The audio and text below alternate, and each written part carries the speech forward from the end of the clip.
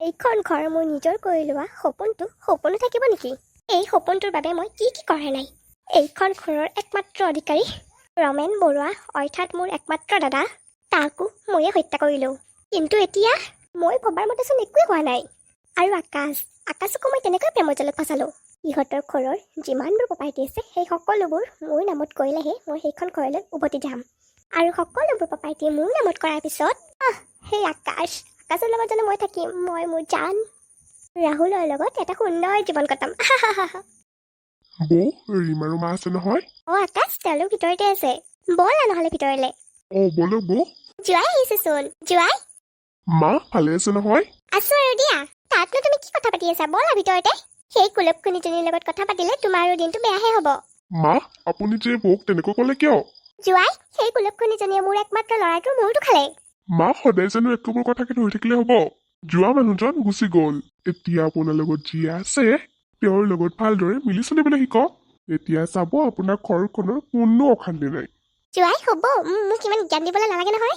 মোক ইমান জ্ঞানৰ প্ৰয়োজন হোৱা নাই কিয়া। তোমালোকৰ নিজৰ সংসাৰখন কিবা এটা খুট খাট লাগিছে, সেইটোকে ঠিক কৰি লোৱাচোন। তাৰপিছত বেলেগক জ্ঞান দিবলৈ যাবা। আৰু মই ইমান নপঢ়াও নহয়। মই সেই তাহানিৰ যুগতে 6লৈকে পঢ়িছো। সেই সময়ত 6লৈকে পঢ়া মানে বহুত পঢ়া।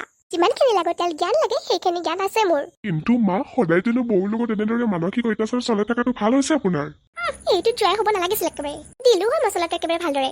জোৱাই, এইবোৰ মানসিক অত্যাচাৰ বুলি নকয় নহয়। মা, আপুনি যিবোৰ কৰি আছে সেইবোৰ কিন্তু একেবাৰে ভাল হোৱা নাই। ব'লা যায় ভিতৰলে। বৌ। আকাশ, এইবোৰ কেৱল আজিৰ ঘটনা নহয়। যোৱা 4-5 বছৰে এনেকুৱা ধৰণৰ কথা মোক শুনাই থাকে।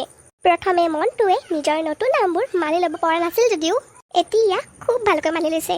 কিমান বুজাবা, কিমান ক'বা মানুহবোৰক, কৈ ভাগৰি পৰিছো। আকাশ, ব'লা ভিতৰলে। মায়েও তোমাক এনেই খং কৰি গ'ল। কিন্তু বৌ, এনেকৈ আৰু কিমান দিন? যেতিয়ালৈকে এই কাণ দুখনে শুনি থাকিব পাৰে তেতিয়ালৈকে শুনি যাম। আৰু যেতিয়াই এই কাণ দুখনে শুনিব নোৱাৰা হৈ যায় তেতিয়াই মই এইখন ঘৰৰ পৰা বিদায় ল'ম। বৌ। মাজনী, কোৱা মা। বলচোন বাহিৰলৈ। জোৱাই আহিছে তোক নিবলৈ। কি? আকাশ আহিছে? কিন্তু আমাৰ ঘৰলৈ আকাশ কিয় আহিল? তাক কৈছি তোক নিবলৈ আহিছে আকৌ। বল। মোক নিবলৈ আহিছে? তোক নিবলৈ নাহি আকৌ কোনোবা বেলেগ নিবলৈ আহিব নেকি? আকৌ বাহিৰলৈ। এইটো আকৌ ইয়ালৈ মৰিবলৈ কিয় আহিল? কিবা নহয় কিবা এটাতো কৰিবই লাগিব। আৰু মাক মোৰ ফালে মেনেজ কৰি ল'ব লাগিব। মাজনী, আকৌ। মা, ৰিমেন আহে নেকি? আহি আছে ৰবা জোৱাই।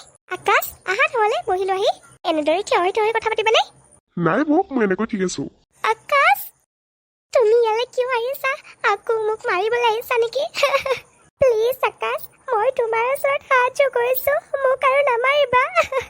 ৰিম, তুমি এইবোৰ কি কৰিছা? মই তোমাৰ ওপৰত কেতিয়া হাত তুলিলো? মাজনী, জোৱাই তোৰ ওপৰত হাত তুলিছে? মা, আকাশে প্ৰায় ঘৰলৈ দেৰিকৈ আহে আৰু মদ খাই আহি মোক বহুত মাৰপিট কৰে মা। মা, মই তোমাৰ ওচৰত সাহায্য কৰিছো, মোক এইখন ঘৰলৈ আৰু উভতাই নপঠাবা মা।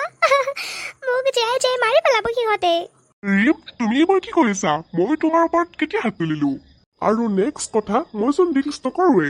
মা, আকাশে এইবোৰ নাটক কৰিছে তোমালোকৰ আগত। তোমালোকে ভুল গৈ আৰু মোক এইখন ঘৰলৈ উভতাই পঠোৱা।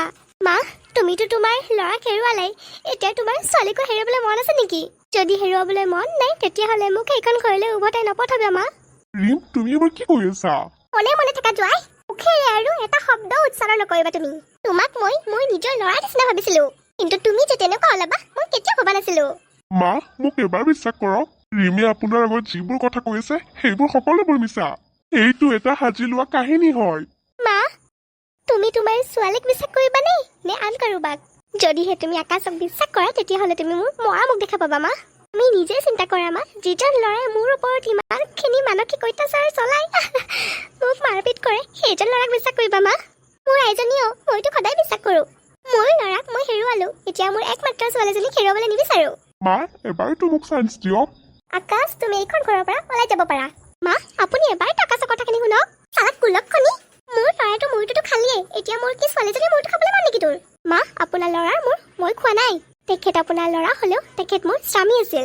আৰু মই অন্যৰ নিচিনাকৈ পৰকীয়া প্ৰেমত লিপ্ত হ'বলৈ যোৱা নাছিলো নহয়। কুলক্ষণি, এই মুহূৰ্ততে ওলাই যাতে মোৰ ঘৰৰ পৰা। বাহ, খেলখনচোন মজা চলিছে। এক গুলিত 2 চিকাৰ। মই ভাবিহে আছিলো এইজনীক বোলো কেনেকে খেদাও, এইজনীকচোন মায়ে নিজে উলিয়াই দিব এতিয়া। হ'ব মা, মই ওলাই যাম বাৰু এইখন ঘৰৰ পৰা। কিন্তু আপোনাৰ বিবেক বোলা বস্তুটো আছে। অকণমান বেলেগৰ মগজেৰে চিন্তা নকৰি নিজৰ মগজটোৰে চিন্তা কৰি চাবচোন। কোন সঁচা কোন মিছা আপুনি নিজে গম পাব যিদিনাখন আপুনি নিজে ভুক্তভোগী হ'ব সিদিনা বুজিব আপুনি কিমান ডাঙৰ ভুল কাম কৰিছিল মা আপোনাৰ জীয়েক আৰু আপুনি থাকক এইখন ঘৰত পৰি আৰু মই ওলাই যাম বাৰু আপোনালোকে থাককচোন কিমান সুখেৰে কিমান শান্তিৰে এইখন ঘৰত থাকিব পাৰে বৌ মোৰ বাবে আপুনি আকাশ তোমাৰ বাবে নহয় পৰি ভৱিষ্যতৰ কথা চিন্তা কৰিহে মই এইখন ঘৰৰ পৰা ওলাই যাব ওলাইছো ওলাই যা তহঁত আকাশ মই তোমাকো ভালদৰে কৈ আছো ওলাই যা তুমি মোৰ ঘৰৰ পৰা হ'ব দিয়ক আপুনি কৈছে মই ওলাই যাম আপুনি যিদিনাখন আপোনাৰ নিজৰ ছোৱালীৰ আচল ৰূপ দেখিব তেতিয়া আপুনি নিজে ভুক্তভোগী হ'ব ৰিম্বা তুমি কিন্তু ধুনীয়া এক্টিং কৰিছা দেই আহো দিয়া মই লক্ষণী তই যে মোৰ মুখলৈ চাই থাকিলি তই ওলাই যা হ'ব মা মই ওলাই যাম মোক এইখন ঘৰৰ পৰা ওলাই যাব দিয়াৰ বাবে আপোনালোক দুজনকে ধন্যবাদ ধন্যবাদ কি আপোনালোকক ধন্যবাদ দি শেষ কৰিব নোৱাৰো পৰিমা তুমি সকলোবোৰ লাগতিয়াল বস্তু পেকিং কৰি লৈছা নহয় লৈছো মা মা আমি ক'ত যাম নো পৰিমা আমি কলৈ যাম নাজানো কিন্তু পৰিস্থিতিয়ে যলৈকে লৈ যায় আমি তালৈকে যাম হ'ব দিয়া মা আৰু পাপা ফটোটো লৈছা নহয় লৈছো মা মই নহয় নমুকাহাৰ ফটোটো লৈছো ভালে কৰিছা দিয়া পৰিমা বল এতিয়া বল মা ইহঁত দুজনী কুলক্ষণে গ'ল নহয় গ'ল মাজনী মোৰ যে মনটোত এতিয়াহে শান্তি লাগিছে মোৰো মা মোৰটোৰ বৰ বিগ যেন লাগিছে যোৱাচোন একাপ চাহ কৰি আনাগৈ হ'ব দে মাজনী উফ মনটো যেন এতিয়াহে পাতল পাতল লাগিছে কিমান যে শান্তি পাইছে মোৰ মনটোৱে মা আমি অহাৰ পৰা গৈয়ে আছো কেতিয়ানো গৈ পাম মা পৰিমা আমি গৈয়ে পাম ৰ'বা মা মোৰ খোজকাঢ়োতে ভৰি বিষ উঠি গৈছে পৰিমা অকণমান খোজকাঢ়িলে একো নহয় দেহৰ স্বাস্থ্যৰ বাবে বহুত ভাল হয়নে মা তেতিয়াহ'লে মই ভাগৰ লাগিলে খোজকাঢ়িম দিয়া এইজনীহে মোৰ ভাল ছোৱালীজনী হেল্ল' এভৰিৱান আপোনালোকে বাৰু আমাৰ ভিডিঅ' চাই কেনে পায় যদিহে ভাল পায় কমেণ্ট কৰি জনাবলৈ নাপাহৰিব ভিডিঅ'বোৰ যদি চাই ভাল লাগে লাইক কৰিব শ্বেয়াৰ কৰিব এণ্ড কমেণ্ট কৰিব আৰু লগতে ছাবস্ক্ৰাইব কৰিবলৈ নাপাহৰিব ছাবস্ক্ৰাইব কৰিলে নহ'ব আকৌ বেল আইকন অল কৰি দিব তেতিয়াহে আমাৰ ভিডিঅ'বোৰ আপোনালোকৰ তালৈ যাব ধন্যবাদ সকলোৱে ভালে থাকক